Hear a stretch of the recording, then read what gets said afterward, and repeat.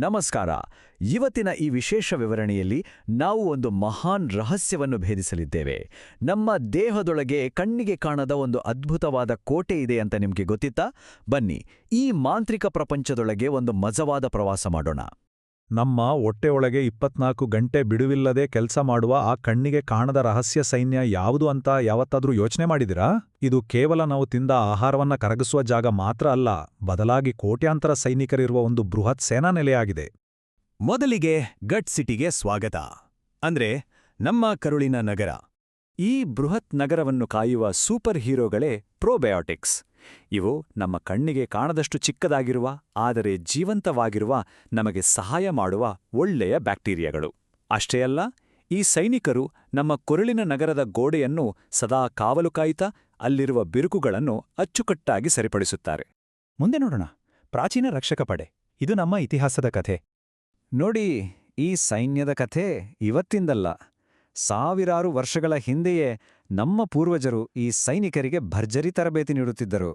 ಅವರು ಪ್ರತಿದಿನ ಹುದುಗಿಸಿದ ಬೇಳೆ, ಅನ್ನ, ಮೊಸರು ಮತ್ತು ಮಜ್ಜಿಗೆಯನ್ನು ತಿನ್ನುವ ಮೂಲಕ ಈ ರಕ್ಷಕ ಪಡೆಯನ್ನು ನ್ಯಾಚುರಲ್ ಆಗಿ ಬೆಳೆಸುತ್ತಿದ್ದರು.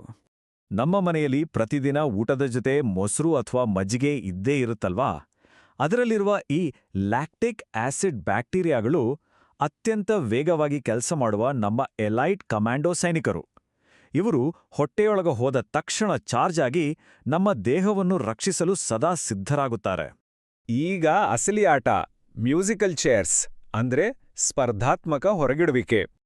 ನಮ್ಮ ಹೊಟ್ಟೆಯೊಳಗೆ ಈ ಜೈವಿಕ ಯುದ್ಧ ಹೇಗೆ ನಡೆಯುತ್ತೆ ಗೊತ್ತಾ? ಸೇಮ್ ಟು ಸೇಮ್ ಮ್ಯೂಸಿಕಲ್ ಚೇಸ್ ಆಟ ಥರ.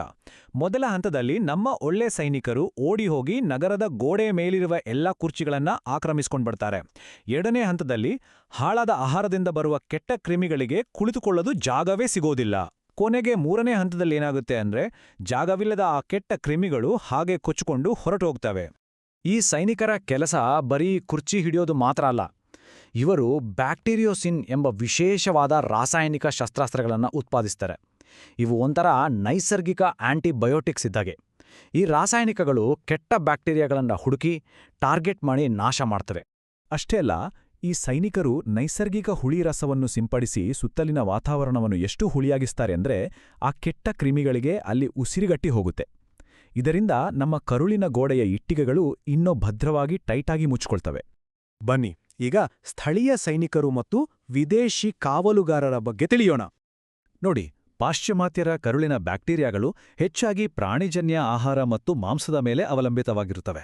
ಆದರೆ ನಮ್ಮ ಭಾರತೀಯರ ಕರುಳಿನ ಸೂಕ್ಷ್ಮಜೀವಿಗಳ ಜಗತ್ತೇ ವಿಭಿನ್ನವಾಗಿದೆ.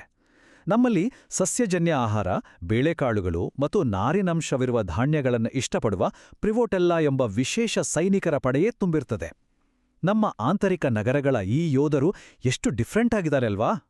ಒಂದು ಸಿಂಪಲ್ ಲಾಜಿಕ್ ಯೋಚನೆ ಮಾಡಿ. ವಿದೇಶಿ ಕಾವಲುಗಾರರಿಗೆ ನಮ್ಮ ಸ್ಥಳೀಯ ಭಾಷೆ ಅರ್ಥವಾಗುತ್ತಾ? ಇಲ್ಲ ತಾನೆ?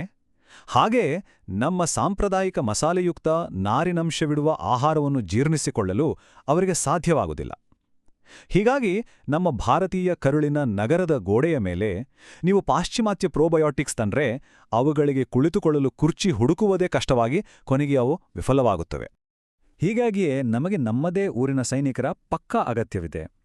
ನಮ್ಮ ಮನೆಯ ಮೊಸರು ಮತ್ತು ಹುದುಗಿಸಿದ ಅನ್ನದ ನೀರಿನಲ್ಲಿರುವ ಈ ಸೈನಿಕರು ನಮ್ಮ ಹೊಟ್ಟೆಯಲ್ಲಿ ಆಗಲೇ ಇರುವ ಪ್ರಿವೋಟೆಲ್ಲಾ ಸೈನಿಕರೊಂದಿಗೆ ಕೈಜೋಡಿಸಿ ಯಾರಿಂದಲೂ ಭೇದಿಸಲಾಗದ ಒಂದು ಅದ್ಭುತವಾದ ಇನ್ವಿಸಿಬಲ್ ಗುರಾಣಿಯನ್ನು ನಿರ್ಮಿಸ್ತಾರೆ.